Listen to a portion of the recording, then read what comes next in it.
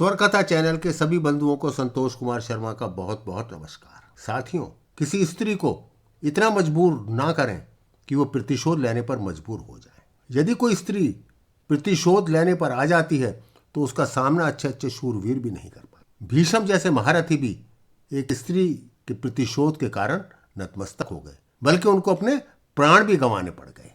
काशी की राजकुमारी काशी नरेश की 3 पुत्रियां थीं, अंबा, अंबिका और अंबालिका। जब वो विवाह योग्य हुई तो जैसे उन दिनों रिवाज था, राजा ने एक स्वयंवर का आयोजन किया।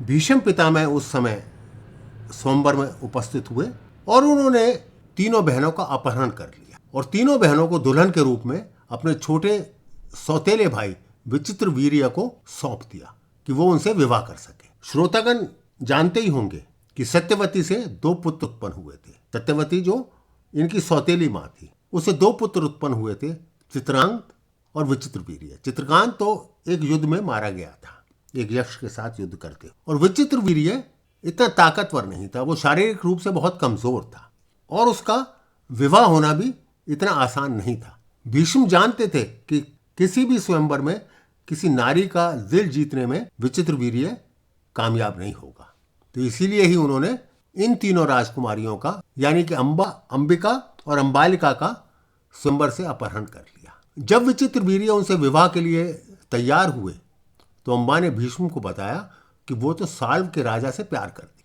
इसलिए वो किसी और से शादी नहीं कर सकती। भीष्म ने अंबा की इच्छा के अनुसार उसको साल्व नरेश के पास भेज दिया, परंतु साल्व नरेश ने विवाह करने से इनकार कर दिया और साल्व नरेश ने कहा कि क्योंकि भीष्म ने उसे स्वयंवर से अपहरण किया है, इसलिए क्षत्रिय धर्म के अनुसार भीष्म ही उसका असली पति है। अंबा भीष्म के पास लौट आई और मांग की कि वो अपने धर्म का पालन करे और क्षत्रिय धर्म के अनुसार उनसे विवाह करे। भीष्म ने तो आजन्म शादी ना करने की प्रतिज्ञा की हुई थी, ब्रह्मचर्य का पालन करने की उन्होंने कसम खाई थी। तब अंबा विचित्रवीर्य के पास पहुंची, परंतु विचित्रवीर्य ने भी उसे विवाह करने से इनकार। अंबा निराश हो चुकी थी, उसको 3 पुरुषों ने ठुकरा दिया था, वो भी जिद पर अड़ गई। उसने भीष्म से कहा कि मैं शादी अब तुम्ही से करूंगी, और इस कारण बहुत वीरों से, बहुत राजाओं से वो जाकर मिली भी कि वो उसकी सहायता करें भीष्म से शादी करने। परंतु भीष्म इतने शक्तिशाली थे,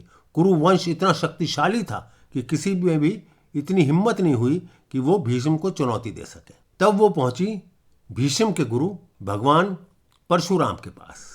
परशुराम ने जब उसकी व्यथा सुनी तो उन्होंने फैसला किया कि वो भीष्म को मनाएंगे विवाह करने के लिए, और वो जा पहुंचे हस्तिनापुर।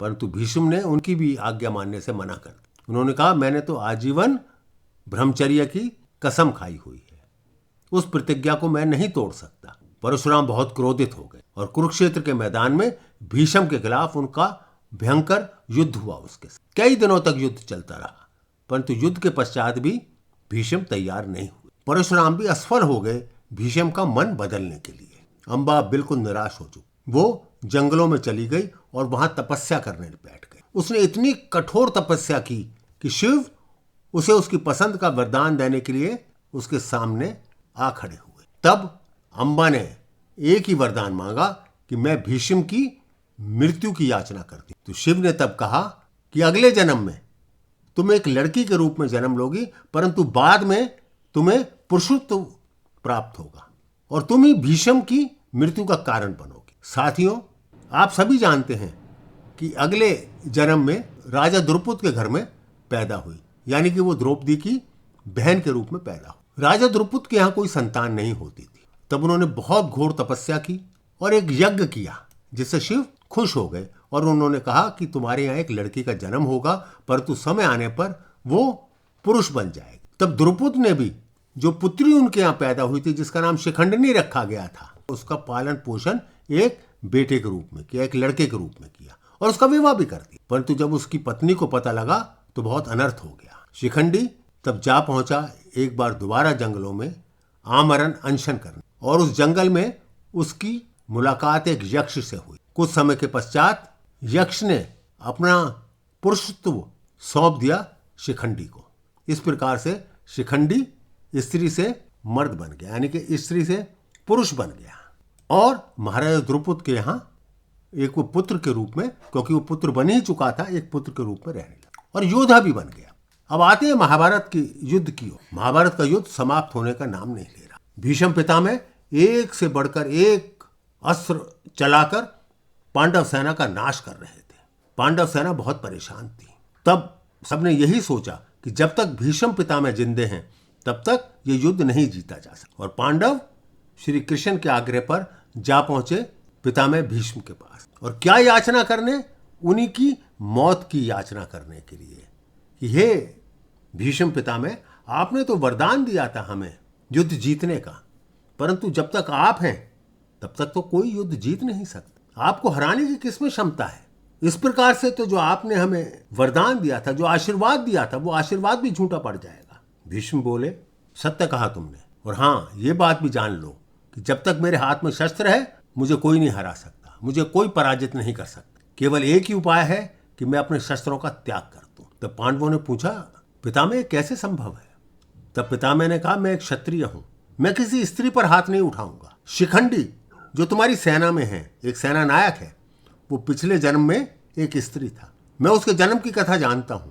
क्योंकि वो पिछले जन्म में एक स्त्री था, अगर वो मेरे सामने आकर युद्ध करेगा तो मैं शस्त्र नहीं उठाऊंगा, और जब मैं शस्त्र विहीन हूं तभी मेरी हत्या की जा सकती, तभी मेरे प्राण लिए जा सकते। मित्रों, आप सभी जानते हैं अगले दिन का युद्ध अर्जुन ने शिखंडी को सारथी बनाकर किया और अपने बाणों से भीष्म पितामह को घायल कर दिया, और वो पृथ्वी पर सरशैया पर जा लेटी। इस प्रकार से एक स्त्री अंबा जो एक राजकुमारी थी, उसका प्रतिशोध का फल कितना महंगा साबित हुआ भीष्म पितामह जैसे शूरवीर के लिए। सनातन धर्म के अनुसार स्त्रियां पूजा योग्य, हमारे यहाँ स्त्रियों की पूजा की जाती, स्त्रियों को मान दिया जाता। किसी को भी यह अधिकार नहीं है कि वो अकारण ही किसी स्त्री की अपेक्षा करे। आप सभी का बहुत बहुत धन्यवाद।